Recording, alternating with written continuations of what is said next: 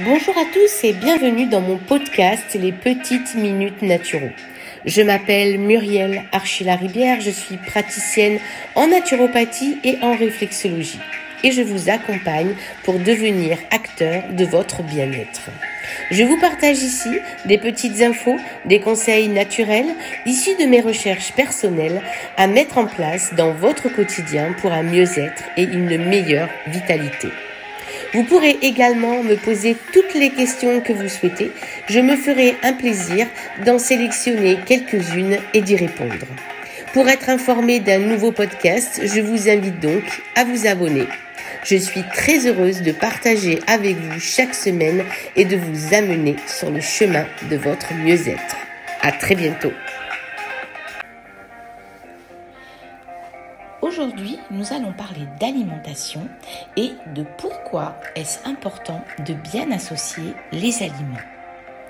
Pour s'assurer une bonne digestion, il est primordial de faire de bonnes associations alimentaires. Pour exemple, un fruit frais se digère en 30 minutes maximum. Si il est associé à un aliment qui se digère plus lentement, le fruit, bloqué dans l'estomac, commence alors à fermenter, engendrant gaz, ballonnement, diarrhée et fatigue après le repas.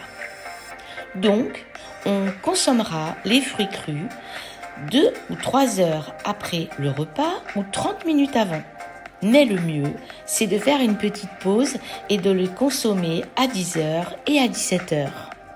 Par contre, s'ils sont cuits, comme les compotes sans sucre, on peut les manger en fin de repas.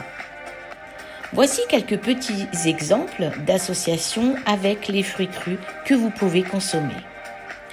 Donc, on associera les fruits, plus les légumes, plus les oléagineux. Par exemple, une banane avec une purée de noisettes, ou bien un smoothie banane avec des feuilles d'épinards et du lait d'amande, un jus de carotte plus une pomme et du gingembre. On dissociera également les protéines animales et les céréales, car elles ont besoin de pH différents pour être digérées. Par exemple, très acide pour les protéines et plus basique pour les céréales.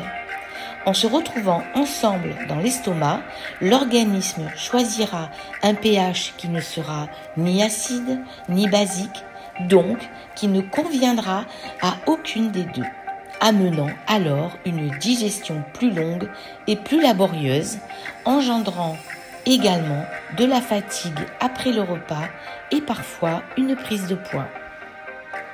Donc, voici quelques exemples d'associations protéines et céréales. Donc, on privilégiera d'associer les protéines avec les légumes et un peu d'amidon faible, par exemple poisson, haricots verts, plus un peu de pommes de terre ou de patates douces ou de châtaignes. Ou bien, on associera les céréales avec des légumineuses et des légumes, par exemple du riz, des lentilles et des brocolis.